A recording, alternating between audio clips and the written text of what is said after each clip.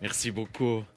Merci beaucoup, Christophe, Sabine et toute l'équipe du Gospel Center de la Côte. Merci infiniment pour votre accueil, l'honneur que vous m'avez fait. Lorsque je suis arrivé par la porte, il y avait presque une aide d'honneur. Si seulement j'étais accueilli partout comme ceci, ce serait plus facile. Donc, merci infiniment. J'aimerais m'adresser à tous ceux qui nous regardent. Je ne sais pas exactement qui nous regarde ce soir parce que j'ai entendu qu'il y avait des problèmes techniques. Mais dans tous les cas, si vous nous regardez, on est très contents et on vous souhaite une cordiale bienvenue, que ce soit sur le YouTube du Gospel Center de la Côte, Facebook, ou que ce soit Top Chrétien, comme j'ai compris, où l'Église est partenaire avec cette magnifique œuvre. Je ne sais pas si ceux qui sont sur mon YouTube ou ma page Facebook, je ne sais pas si vous avez pu vous connecter. Dans tous les cas, une cordiale bienvenue. Ce soir, je m'attends à ce que Dieu puisse se manifester dans votre vie, ici présent dans cette salle, mais également vous qui nous regardez à la maison. Et pas juste ce soir, mais durant les prochains jours, parce qu'on sait très très bien que certains vont regarder demain, après-demain. Et la bonne nouvelle, c'est que Dieu n'est pas juste sur un moment, mais Dieu est permanent, il est éternel. Et ce qu'il fait maintenant, il va agir durant les prochains jours. J'aimerais vraiment vous féliciter également, vous ici au Gospel Center, pour cette qualité. Vous savez, il y a quelques années, on a débuté le Gospel Center Lausanne, qui était dans un but justement de multiplication.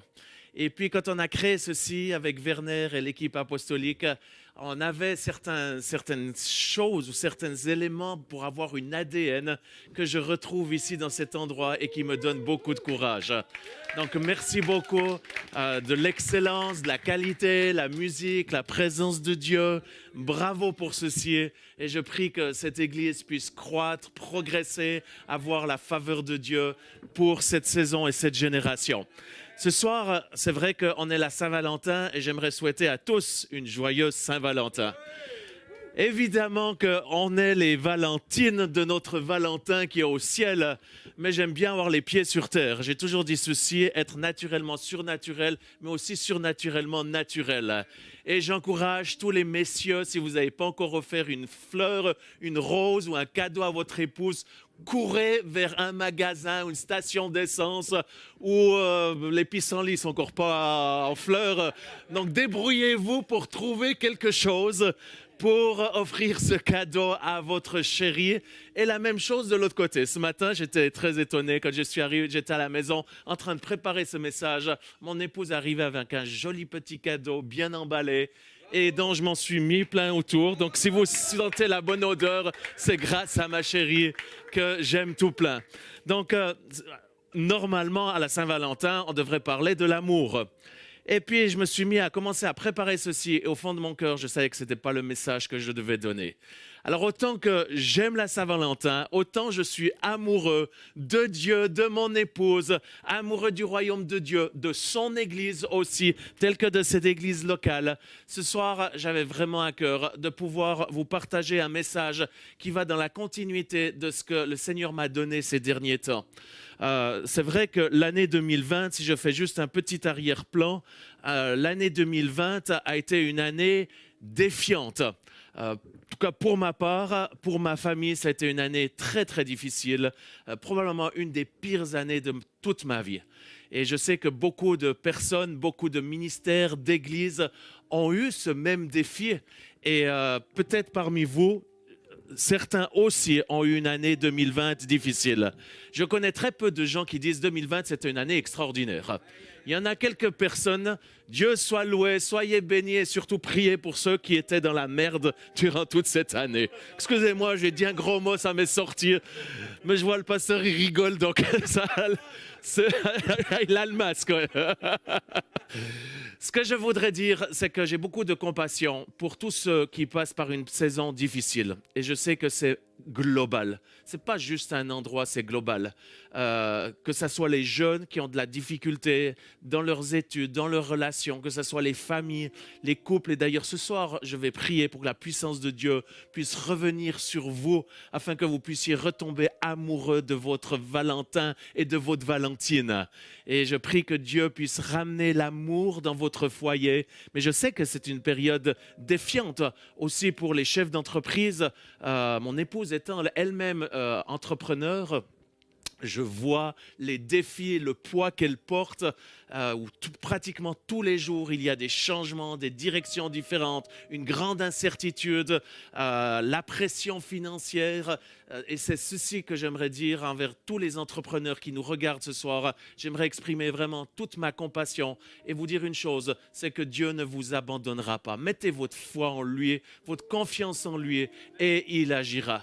Et ce soir, c'est dans ce prolongement de ce que j'ai commencé à partager au début de l'année, lorsque Dieu m'a parlé d'une façon très claire. Pour nous qui sommes ici en Suisse, c'est une évidence.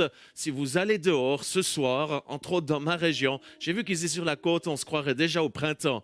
Mais chez nous, il fait froid. Cette nuit, il a fait plus de -10. Il y a de la neige. C'est vraiment l'hiver. Et Dieu m'a vraiment parlé au début de cette année, alors que je cherchais sa face, je cherchais sa pensée, comme je le fais chaque année, dans la prière et dans le jeûne, pour rechercher la stratégie, les choses qu'il faut faire, et encore plus durant cette saison. C'était comme si le ciel était bouclé. Pourtant, toute l'année 2020, autant il a été tellement difficile, Dieu a toujours été très présent. Chaque jour, il m'a parlé, il m'a donné son pain quotidien, sa présence était là. Et j'ai pu vivre quelque chose de glorieux avec lui, malgré les épreuves. Et au début de l'année, c'était similaire. Il était là, j'ouvrais ce merveilleux livre qui s'appelle la Bible, Dieu me parlait, mais en même temps, c'est comme s'il y a quelque chose qui était bouclé, j'arrivais pas à percevoir le futur. Et là, Dieu m'a parlé d'une façon tellement claire, m'a dit Jean-Luc, on est dans une saison d'hiver.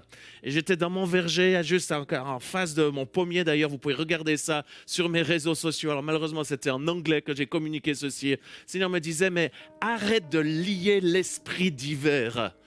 Si c'est l'hiver, ça fait partie des saisons que j'ai planifiées et qui font partie des processus dans la vie. Et il y a des saisons dans chaque vie, dans chaque être humain, mais également dans chaque endroit et dans même chaque église, chaque communauté. Et je pense qu'aujourd'hui, d'une façon globale, pas juste locale, globale, nous sommes dans une saison d'hiver.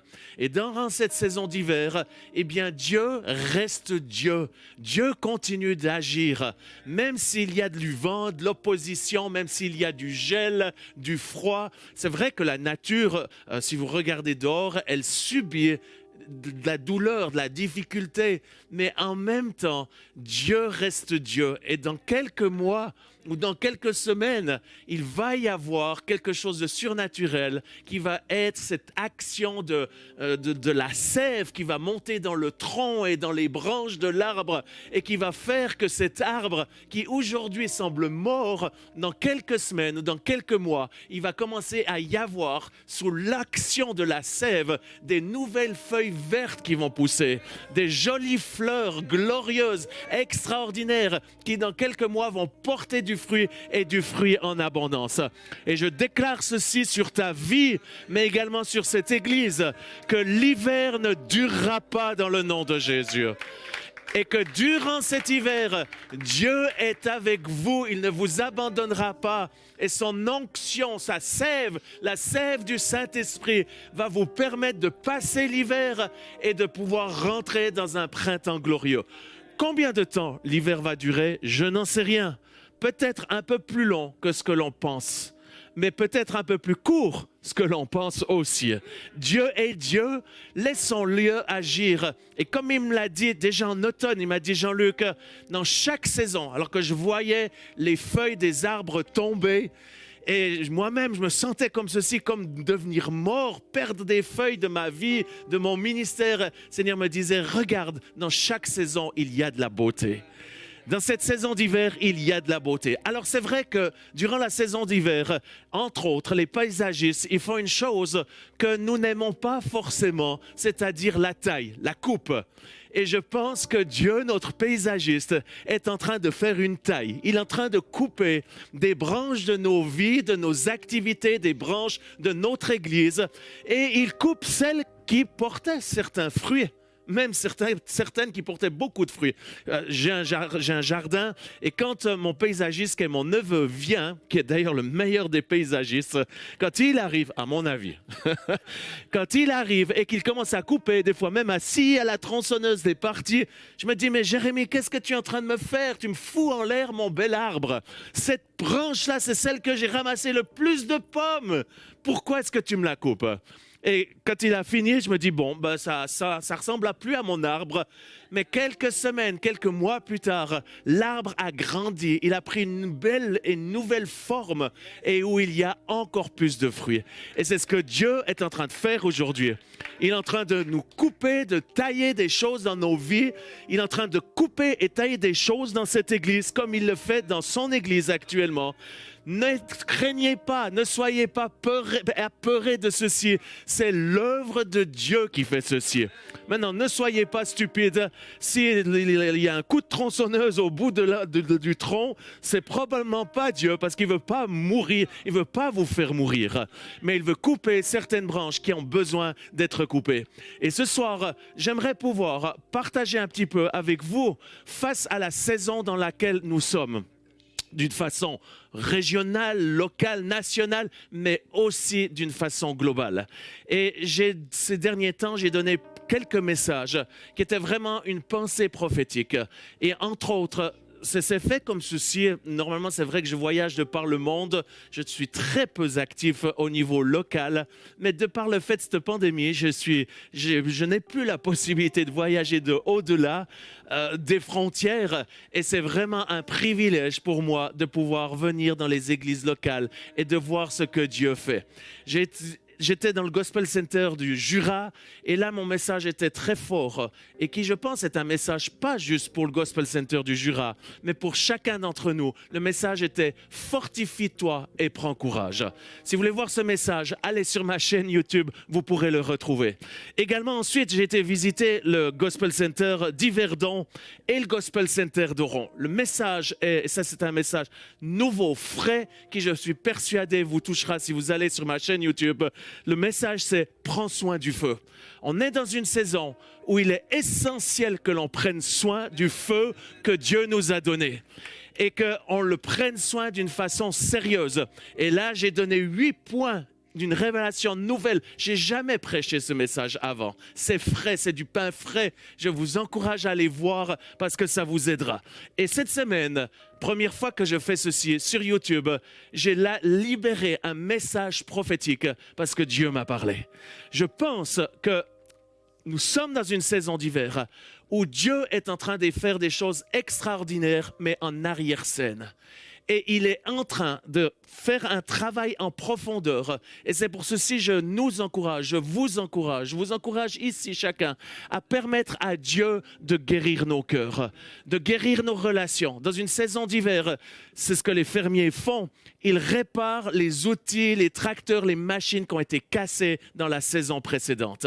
Il y a eu des fracassés en 2020. Dans les relations, dans les finances, dans les stratégies, dans les émotions, dans le cœur, dans l'esprit, dans le corps, il y a eu des fracassés d'une façon importante.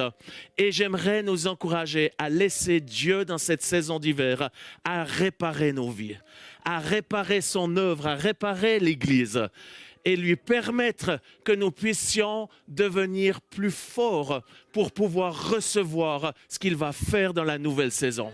Et la nouvelle saison, Dieu attend et il est en train de préparer des nouvelles outres. J'aimerais vous encourager, nous encourager spécialement cette église, puisque je suis ici dans cette église, et surtout les leaders. Le Seigneur me disait ceci, encourage-les à ne pas vouloir atterrir là où ils avaient décollé avant le Covid. C'est-à-dire qu'il y avait un avant-Covid où il y avait une certaine façon de faire et il y aura un pendant-Covid où nous en sommes en plein maintenant et il y aura un après-Covid. Dieu soit loué, il y aura un après-Covid. Un jour, on pourra enlever ses masques, on pourra revivre correctement, on pourra se rassembler nouveau par milliers ensemble. Et on se réjouit de ceci. Mais en attendant, Dieu veut faire un travail en profondeur. Il veut nous transformer. Et je vous encourage, vous qui nous regardez, permettez à Dieu de vous transformer pour que vous puissiez être ces nouvelles outres pour recevoir ce que Dieu va faire. Et dans cette perspective, je voyais, alors je ne vais pas vous donner la prophétie, il suffit d'aller sur ma chaîne YouTube, parce que ce soir j'ai un autre message que j'aimerais pouvoir donner, mais je crois et je sens qu'il va y avoir un temps, comment dire ceci, pour exprimer les choses, parce que je ne suis pas un prophète de mauvais augure, et honnêtement, j'ai de la peine avec tous ces prophètes qui annoncent des calamités. Parce que d'un côté, oui, la Bible nous parle qu'il y aura des temps difficiles, des temps de tribulation et d'épreuves. Et d'ailleurs, Dieu nous le dit dans Romains 12, 12, notamment pour la saison dans laquelle nous sommes, il nous dit ceci, nous soyons dans la joie à cause de notre espérance. Restons patients dans la tribulation, l'épreuve, dans ce temps de Covid et continuons à prier fidèlement. Et j'aimerais nous encourager à nous accrocher à Dieu, à s'accrocher à sa parole, à mettre sa foi et l'espoir en lui, afin qu'il puisse agir et il puisse se manifester. Et ce soir, j'aimerais pouvoir vous partager ce message qui va dans ce profil où il va y avoir, après l'hiver, cette sève du Saint-Esprit, où il va y avoir une effusion du Saint-Esprit sans précédent. Je pense, nous allons faire face aux jours les plus difficiles que nous avons jamais vécus. Mais en même temps, nous allons vivre les temps les plus glorieux que nous n'avons jamais vécus. Je ne suis pas là pour essayer de déchauffer la foule en disant ça va être glorieux. Oui, ça va être glorieux au milieu de difficultés. Je pense que d'une façon globale, et je ne veux pas m'étendre maintenant parce que ce n'est pas le thème du message, mais il va y avoir une période ces prochains temps où les gens vont être désespérés. Je fais chaque semaine des lives qui s'appellent Espoir et guérison. On touche entre 5 et 10 000 personnes. Et je vois les gens qui écrivent par centaines les sujets de prière. Ça va entre des chefs d'entreprise déprimés, entre les gens qui sont de plus en plus malades, à des gens qui commettent des suicides. Mais la bonne nouvelle, c'est qu'au milieu de ceci, si nous crions à Dieu, Dieu agit. Permettez-moi de vous donner ce témoignage. C'est il y a 2 semaines de ceci. Une des personnes, elle écrit, elle dit, il y a notre fils qui vient de se pendre dans sa chambre. Et là, on a prié pour lui. Ils l'ont amené à l'hôpital alors qu'il avait perdu la vie.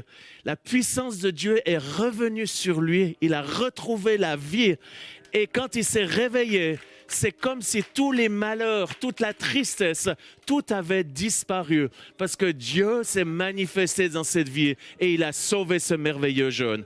Ce soir, si vous êtes désespéré, j'ai une bonne nouvelle. Ne mettez pas fin à vos jours, mais mettez votre espoir là où il y a de l'espoir et il va vous toucher.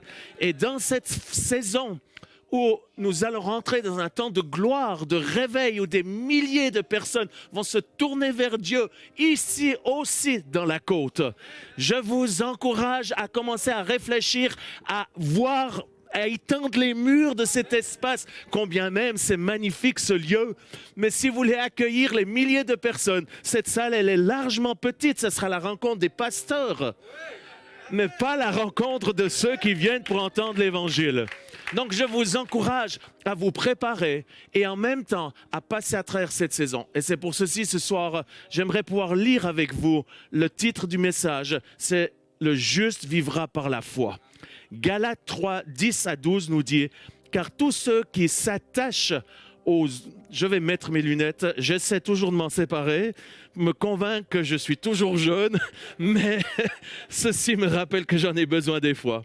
Car tous ceux qui s'attachent aux œuvres de la loi sont sous la malédiction, car il est écrit « Maudit est quiconque n'observe pas tout ce qui est écrit dans le livre de la loi et ne le met pas en pratique, et que nul ne soit justifié devant Dieu par la loi. Cela est évident, puisqu'il est dit « Le juste vivra par la foi ».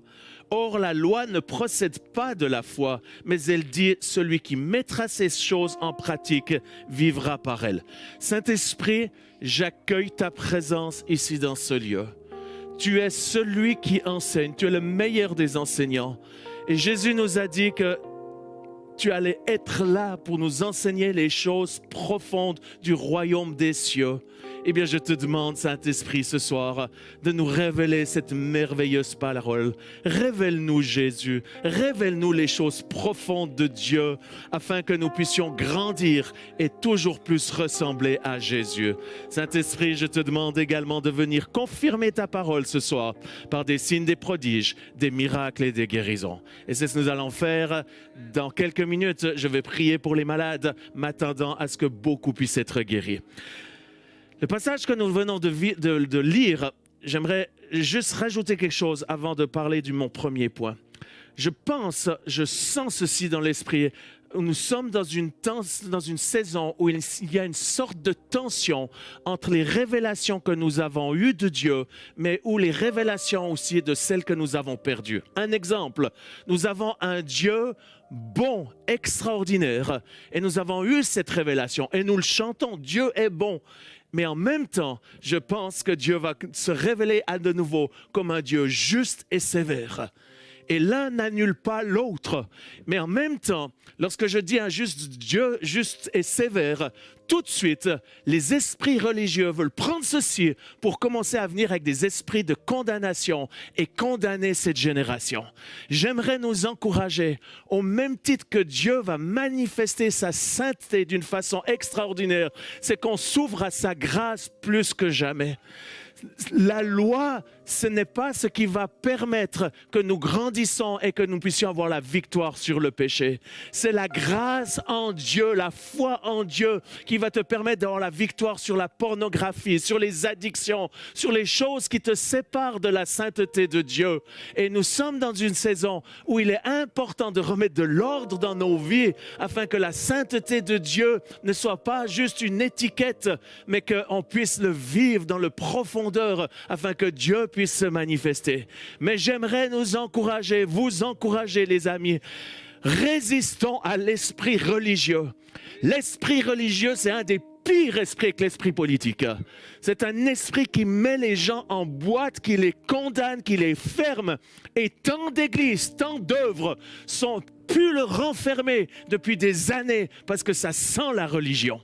J'aimerais nous encourager à nous débarrasser de l'esprit religieux qui essaie de nous coller à la peau, et surtout encore dans cette saison où on a besoin de mettre les choses au clair, de revenir à la parole et de faire sérieux, mais que l'esprit religieux ne nous touche pas dans le nom de Jésus. Parce que là où est l'esprit, là est la liberté. Eh bien, que l'Esprit de Dieu puisse vous envahir dans votre foyer afin de vous toucher pour vous aider à vous repentir, remettre la vie en ordre, et que la gloire de Dieu puisse se manifester, mais dans la liberté et pas dans la condamnation, dans le nom de Jésus. Amen. Premier point de mon message, le juste vivra par la foi.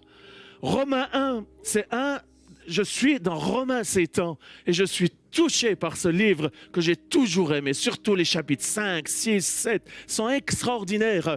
Mais entre autres, Romains 1 le dit également, le juste vivra par la foi. Et quand je priais pour cette église, je sentais que c'est un ingrédient que Dieu allait vous donner et qu'il vous a déjà donné, mais qu'il allait développer plus que dans d'autres communautés. J'aimerais vous encourager, les amis de la côte, mais comme vous qui nous regardez, parce que nous avons besoin de cet ingrédient, la foi. Parce que le juste vivra par la foi. Et ce n'est pas une question d'un gadget qui fait bien pour ceux qui font partie du mouvement de la foi. D'ailleurs, certains disent, moi, j'aime pas le mouvement de la foi. J'aimerais dire une chose, moi, j'aime mieux le mouvement de la foi que le mouvement des incrédules. Et si je devrais choisir un, je choisirais le mouvement de la foi. Parce que la foi fait la différence. Et Dieu, aujourd'hui, je sens ceci, il nous encourage à vivre par la foi plus que jamais. Évidemment, le juste vivra par la foi, parce que premièrement, c'est par la foi que nous sommes sauvés. C'est la révélation essentielle pour acquérir le salut. Ce n'est point par les œuvres, mais par la grâce et la foi en Jésus que nous pouvons recevoir la vie et la vie en abondance. Et si tu n'as jamais fait cette démarche, eh bien ce soir tu peux le faire là où tu es. Et on va le faire juste maintenant. Il n'y a pas besoin d'attendre la fin du message pour que tu puisses naître de nouveau. Si tu n'es pas chrétien, que tu n'as jamais donné ta vie à Jésus, ou que tu es chrétien, mais que tu as été juste baptisé athées, protestants, catholiques, même une bénédiction évangélique, ce n'est pas ça qui va t'amener la vie en abondance. Ce qui va t'amener la vie éternelle, l'assurance de ton salut, c'est quand tu invoques le nom de Jésus et que quand tu l'invoques avec foi, sa grâce va venir sur toi pour te pardonner des péchés que tu as faits. Là où tu es, j'aimerais t'encourager simplement à lever tes mains, parce que c'est Dieu qui le voit, moi je ne te vois pas. Mais là où tu es, dis simplement, Seigneur Jésus, je viens à toi tel que je suis. Je te demande pardon pour tous mes péchés. Je regrette sincèrement. Pardonne-moi, Seigneur.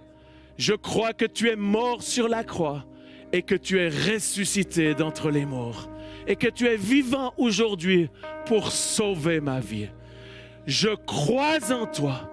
Je crois que tu es le Fils du Dieu vivant. Et je te demande, Jésus, sauve ma vie. Délivre-moi du péché, de l'enfer. Délivre-moi de la malédiction. Et viens en moi. Et donne-moi ta vie et ta vie en abondance. Si vous avez fait cette démarche, je vous invite de l'écrire, de contacter cette église ou d'aller sur un des chats. Allez, si vous êtes sur mon ministère, allez sur la rubrique Connaître Jésus. Je vais vous aider, vous envoyer gratuitement une petite brochure et vous aider à faire les prochains pas avec Jésus. Mais surtout, je prie que maintenant l'Esprit de Dieu puisse vous permettre de faire cette expérience qui est celle de naître de nouveau. Au nom de Jésus. Amen.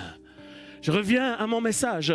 Évidemment, la première des choses de la foi, c'est pour avoir le salut.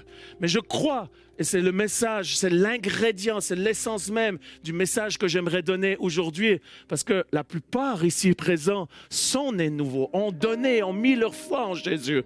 Mais ce que j'aimerais nous encourager, et c'est ce que l'apôtre Paul nous encourage, c'est pas juste de mettre sa foi en Dieu un jour et ensuite de continuer de vivre comme on le veut, mais c'est de mettre sa foi d'une façon continuelle, de vivre par la foi en tout temps.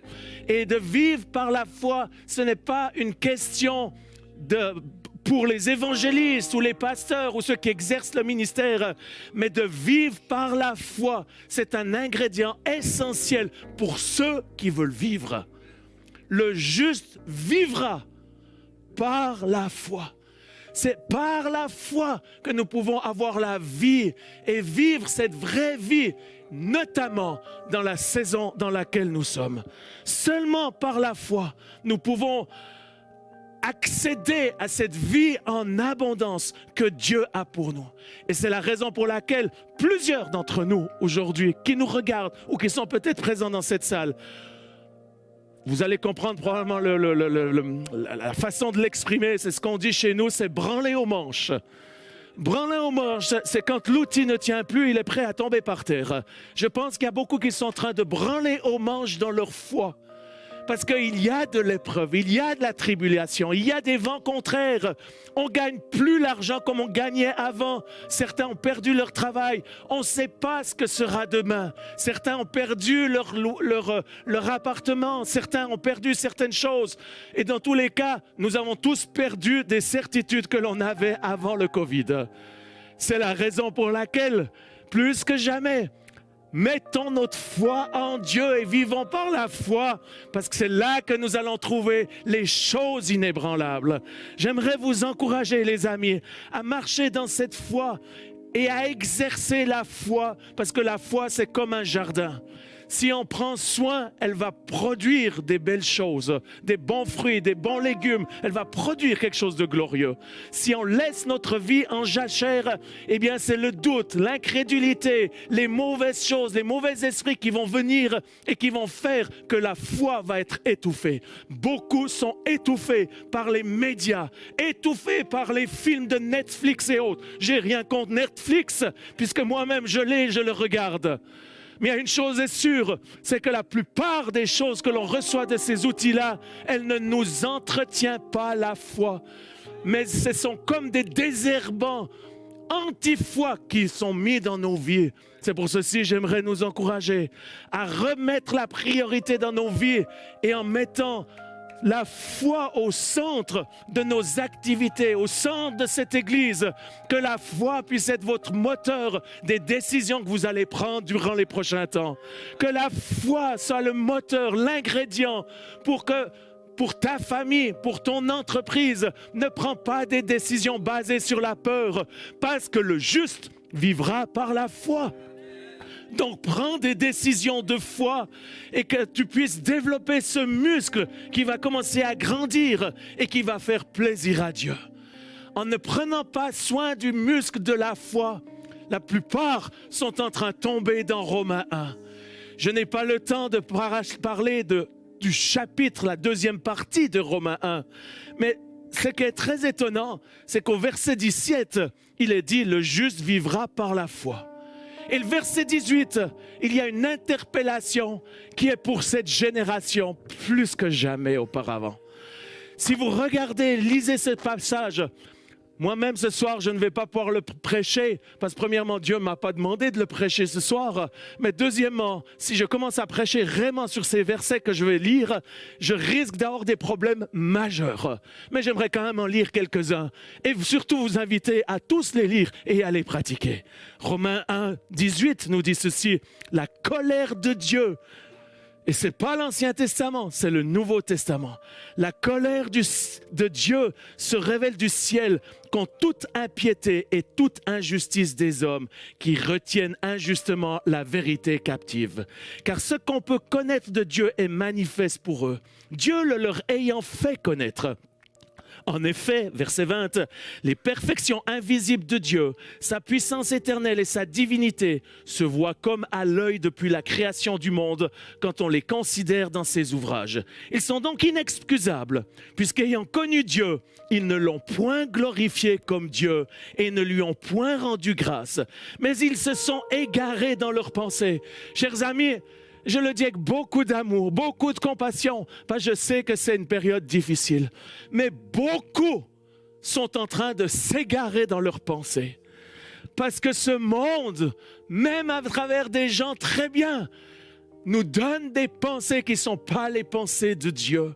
Et parce que ça sonne bien, parce que c'est humaniste, eh bien, on s'éloigne des pensées de Dieu, on s'égare des pensées et leur cœur, sans intelligence, a été plongé dans les ténèbres. Se vantant d'être sages, ils sont devenus fous. Ils ont changé la gloire du Dieu incorruptible en image représentant l'homme corruptible, des oiseaux, des quadrupèdes, des reptiles. C'est pourquoi Dieu les a livrés à l'impureté, selon les convoitises de leur cœur, en sorte qu'ils se déshonorent eux-mêmes, eux-mêmes leur propre corps. Eux qui ont changé la vérité de Dieu en mensonge et qui ont adoré et servi la créature au lieu du Créateur. Chers amis, je n'ai rien contre de sauver la planète, mais j'aimerais vous dire une chose qui est le plus important, c'est de commencer à revenir à notre Dieu créateur. Oh, je n'ai rien contre les verts, ceux qui veulent sauver la planète, ceux qui veulent sauver la forêt, etc. C'est extraordinaire. En tant que chrétiens, nous devrions prendre soin de ce que Dieu a créé. Mais par contre, si la création devient la place de Dieu, nous sommes sur le mauvais chemin. Il faut remettre notre foi en Dieu et que Dieu redevienne au centre de notre vie et que notre cœur, nos pensées soient tournées vers Dieu afin que nous ne soyons pas livrés à sa colère et livrés à ces différentes choses. C'est pourquoi Dieu les a livrés à l'impureté selon les convoitises de leur corps, en sorte qu'ils se déshonorent eux-mêmes leur propre corps. C'est pourquoi Dieu les a livrés à des passions infâmes, car leurs femmes ont changé l'usage naturel en celui qui est contre nature. Et de même les hommes, abandonnant l'usage naturel de la femme, se sont enflammés dans leurs désirs les uns les autres, commettant homme avec homme des choses infâmes et ressentent eux-mêmes le salaire que méritait leur égarement. Je ne vais pas m'arrêter là-dessus, quand bien même il y aurait beaucoup de choses à dire. J'ai été choqué récemment quand j'ai regardé M6. 1 jeune sur 5 en France se disent gender fluide. C'est-à-dire, Si vous êtes comme moi, il y a quelques semaines de ceci, je ne savais pas ce que c'était gender fluid. Pardonne-moi, Seigneur. Je ne connais pas tout ce qui se passe actuellement, quand bien même j'essaie de rester intelligent. Mais c'est une mode, c'est un mouvement actuellement qui est complètement à l'opposé de comment Dieu nous a créés. À savoir que tu te lèves le matin, si tu as une impulsion, une pensée qui te vient, eh bien tu peux décider d'être homme, alors que tu es né femme. Et que tout d'un coup, durant la journée, tu te sens que tu es une femme, eh bien tu peux remettre des habits de femme. Et tu peux vivre comme tu le sens. Et tu couches avec qui tu sens, comme tu le veux. J'aimerais te dire une chose, reviens à Dieu. Je ne suis pas là pour condamner, vraiment pas. Ce n'est pas là le message d'être moralisateur.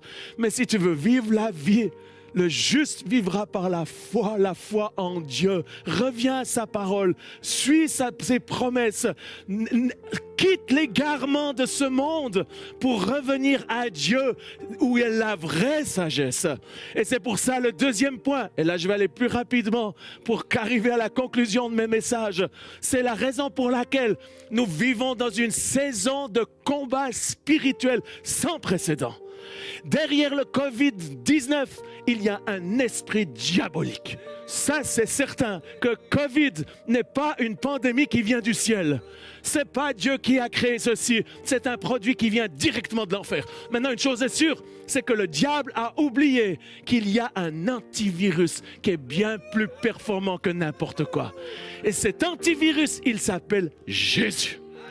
Si tu demandes à Jésus de venir, il va te libérer de ces esprits qui sont derrière le Covid-19, des esprits d'égarement, de déception, des esprits d'aveuglement qui font que tu rentres et que tu commences à prendre des choses qui sont tout à fait normales. L'amour, c'est l'amour. Je tombe amoureux d'un autre mec, mais oui, ça fait partie de l'amour. Non, Dieu a un plan spécial. Dieu nous a créés à son image, afin que nous puissions lui ressembler et vivre cette vie et cette vie en abondance. Je le redis, je ne suis pas là pour être moralisateur, parce que je sais que plus du 10% dans ce salle, dans la communauté globale, a des défis sur ce sujet-là.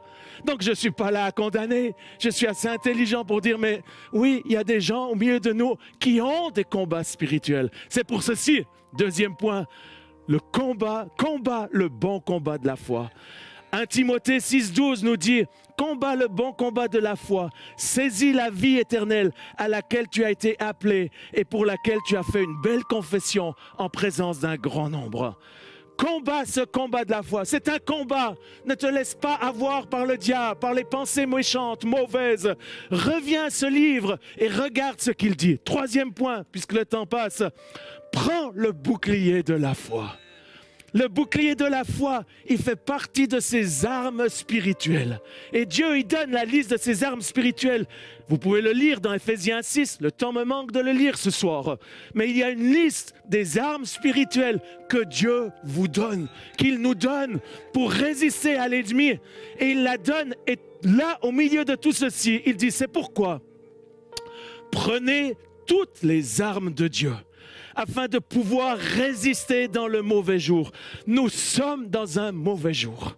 Ceux qui disent que c'est un beau jour, ok, tant mieux pour toi, mais quand je vois le drame, les choses qui se passent actuellement, nous vivons un mauvais jour. L'économie est en train de s'écrouler, les gens sont séparés, les gens meurent. C'est une situation qui est défiante. Maintenant, au milieu de tout ceci, Dieu reste Dieu, comme je l'ai dit. Et il reste des belles choses parce que Dieu reste Dieu. Mais en même temps, nous sommes dans un mauvais temps. Et il nous demande de tenir ferme après avoir tout surmonté. Tenez donc ferme, ayez à vos reins la vérité pour ceinture, la cuirasse de la justice, les chaussures à vos pieds que donne le zèle de l'évangile de paix. Et prenez par-dessus tout. Il y a toute cette liste qui est extraordinaire. Et que certains pensent que, ben oui, celui-là il est plus important, celui-là il est plus important. Non, ils sont tous importants. Mais par-dessus tout,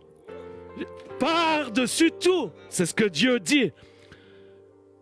Par-dessus tout cela, le bouclier de la foi. Prenez par-dessus tout le bouclier de la foi, avec lequel vous pourrez éteindre tous les traits enflammés du malin.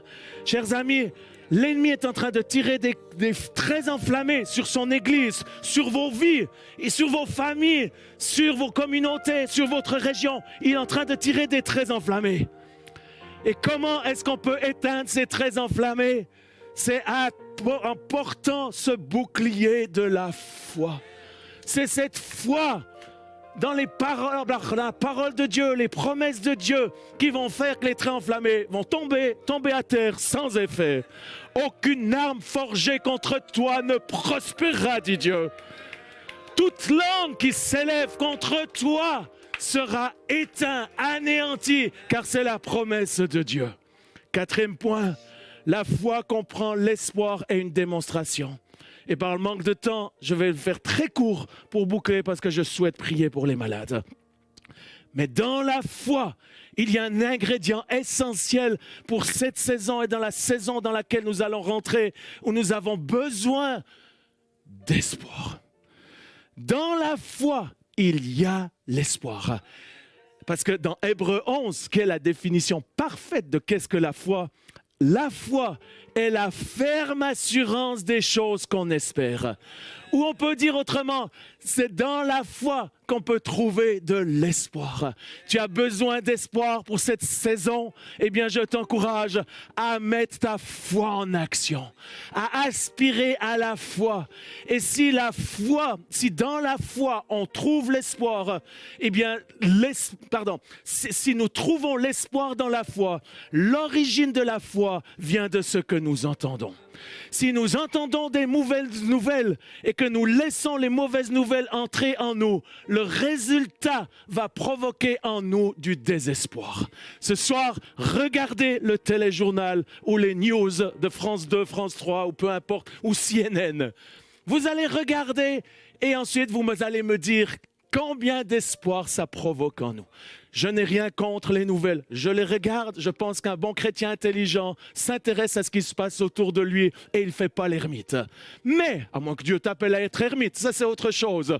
Mais la plupart de nous ne sommes pas appelés à être ermites. Et nous sommes appelés à être le sel de la terre, à savoir ce qui se passe.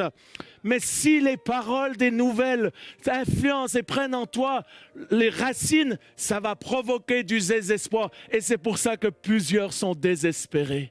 Mais j'ai une bonne nouvelle. Vous pouvez changer votre désespoir en espoir. Comment? En permettant à la foi de prendre place en vous.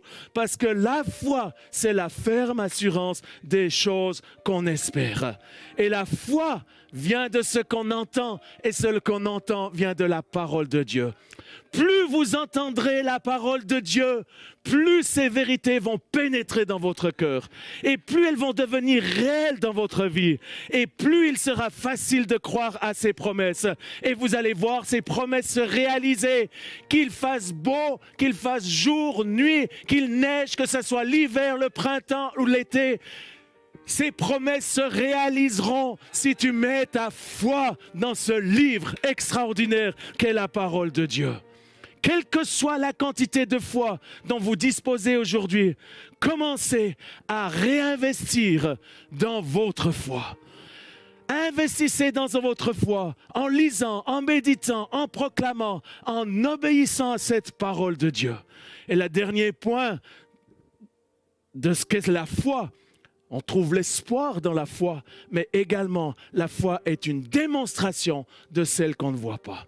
Je ne sais pas s'il y a le groupe de louanges qui va revenir parce que je suis au bout. Ce que j'aimerais dire, c'est que la foi, ce n'est pas quelque chose de religieux. La foi, elle fait partie de l'ingrédient même du royaume de Dieu. Parce que le royaume de Dieu ne consiste pas en paroles, mais en une démonstration de puissance. Et je sens ceci, Christophe et Sabine et toute l'équipe. Je sens, parce que la Bible dit, la foi, c'est la ferme assurance des choses qu'on espère et une démonstration de celles qu'on ne voit pas. Je perçois ceci pour le groupe de louanges, la même chose. Mais pour chacun qui sont là à la maison, on est dans une saison d'hiver où Dieu va aiguiser notre perception spirituelle. Parce que c'est ce que nous avons besoin. La foi, c'est une démonstration des choses qu'on ne voit point. Et ces choses qu'on ne voit point, elles vont se réaliser parce qu'il y a la foi qui va faire qu'elles vont se réaliser. Je prie, Saint-Esprit, que tu puisses ouvrir les yeux, nos oreilles aux choses spirituelles et que nous puissions voir les choses qui n'existent pas encore, mais que tu as prévues depuis longtemps. Que nous puissions nous ouvrir à ceci, Seigneur. Et j'aimerais dire ceci, la foi n'est pas une autosuggestion religieuse, mais la foi, c'est la démonstration du royaume de Dieu. Et c'est cette foi qui vous permettra de déplacer les montagnes dans votre vie. Déplacer les montagnes dans vos entreprises, déplacer les montagnes dans cette région. Cette foi, c'est ce qui fait plaisir à Dieu. C'est même pas la louange ou les bonnes prédications. La Bible dit ce qui fait plaisir à Dieu. Combien même il aime la louange, combien même il apprécie une bonne prédication.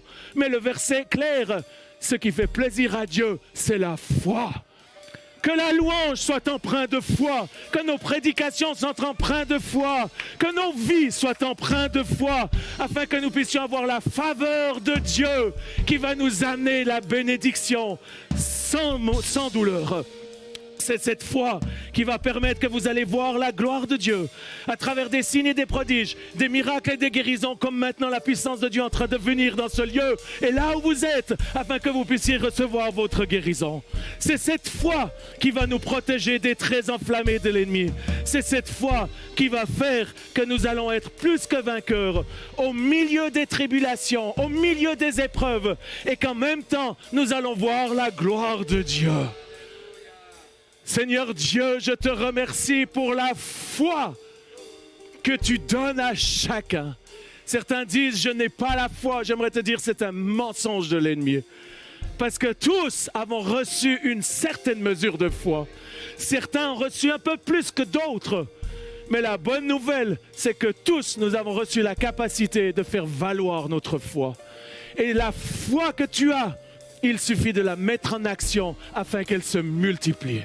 Prends des risques, mets ton Dieu à l'épreuve. Fais pas de la folie. La folie, ce n'est pas la foi. La foi, c'est les pieds basés sur les promesses de Dieu. Et c'est inébranlable, ce qui permet à la faveur de Dieu de venir et qui permet que nous puissions vivre. Ce soir, je libère dans cette salle une dose nouvelle de foi pour rentrer, pour faire face à la saison dans laquelle nous sommes, mais aussi pour rentrer dans la nouvelle ère que nous sommes rentrés.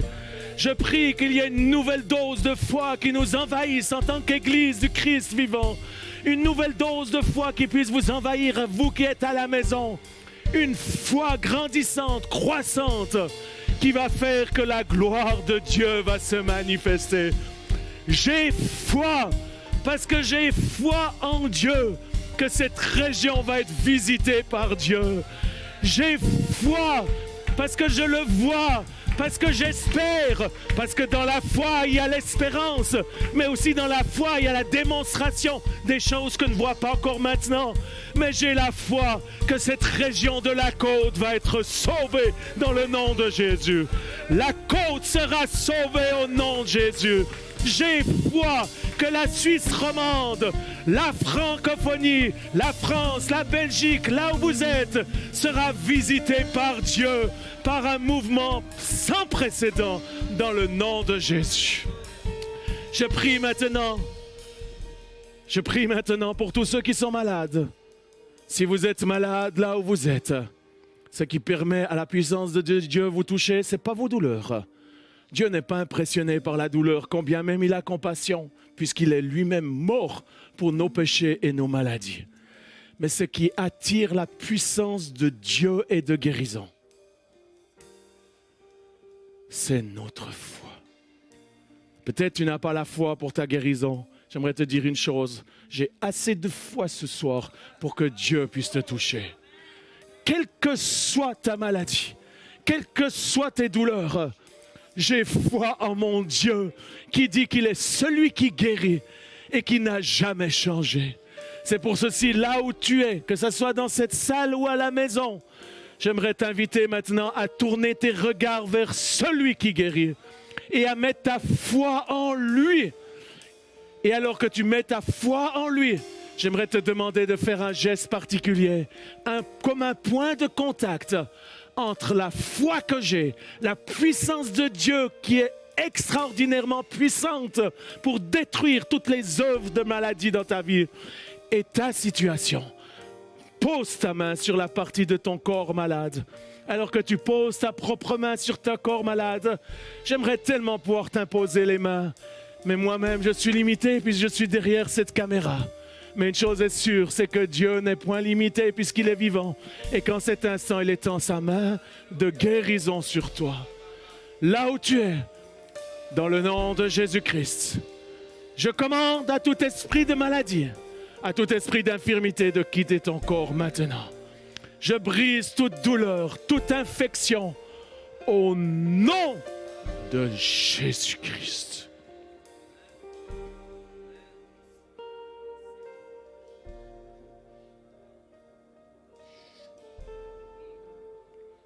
C'est ça que la guitare là qui joue fait sortir ce son maintenant. Comme je voyais avant cette rivière qui était sur l'écran, que maintenant ce fleuve de guérison puisse te toucher là où tu es, ici dans cette salle ou là où tu es à la maison. Dans le nom de Jésus-Christ. C'est ça, que ce fleuve de guérison maintenant puisse te toucher au nom de Jésus-Christ de Nazareth. Il y a une personne qui est en train d'être guérie de problèmes de végétation. Il me semble que c'est un enfant où vous pensiez, vous aviez déjà peut-être pris un rendez-vous à l'hôpital pour se faire opérer. Le Seigneur est en train de résoudre ceci. Dans le nom de Jésus, je te donne la gloire. Je te demande, dans le nom de Jésus-Christ, de te manifester, Esprit Saint. Il y a une personne qui a comme un abcès. Je ne suis pas certain que c'est dans l'estomac, mais n'étant pas médecin, mais je vois dans l'esprit, quelqu'un a comme un abcès ici dans le ventre. Et en cet instant, ni par force, ni par puissance, je libère la puissance du Saint-Esprit, que l'on puisse monter le synthétiseur et que ça puisse juste couler là où vous êtes. Recevez cette vie en abondance. Toute douleur, lombaire, soyez guéris au nom de Jésus. Je commande aux inflammations des genoux d'être résorbées. Que la vie soit, toute douleur quitte maintenant. Et que la puissance de Dieu puisse te toucher au nom de Jésus-Christ. Et je te prie, Seigneur, une dernière chose ce soir. C'est la Saint-Valentin. Et je sais qu'il y a tant de souffrance dans les familles. J'aimerais prier premièrement pour tous ces couples qui sont déchirés, divisés, où l'amour a quitté le foyer, l'amour a quitté le lit conjugal.